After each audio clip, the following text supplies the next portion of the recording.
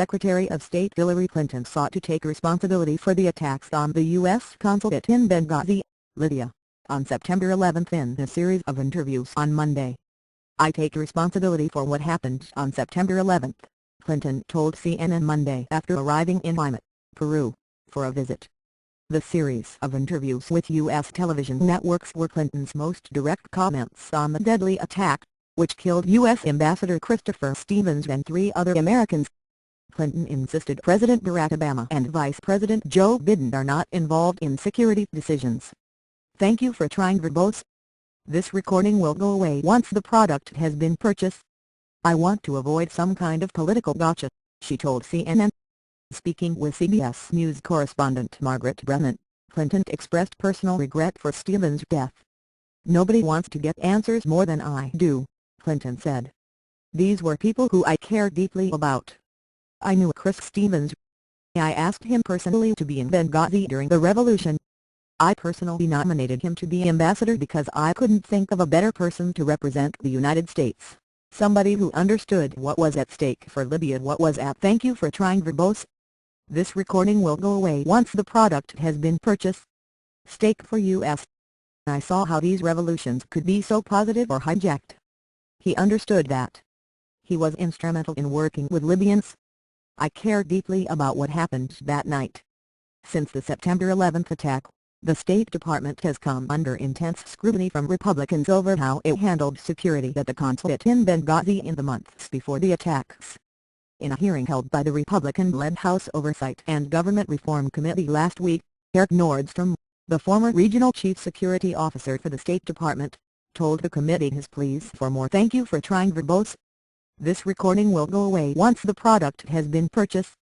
Security were ignored. I don't want us to reach any conclusions about what we did or didn't do without the full context," Clinton told Brennan. "I mean, I understand why people want to ask questions, but I just caution that we need to look at everything, and everything needs to be explained at the same time. We have 275 posts around the world. We have more than 60,000 people. We live in a dangerous, risky environment today in many places around the world, and we are constantly calculating, particularly led by our security. Thank you for trying verbose. This recording will go away once the product has been purchased.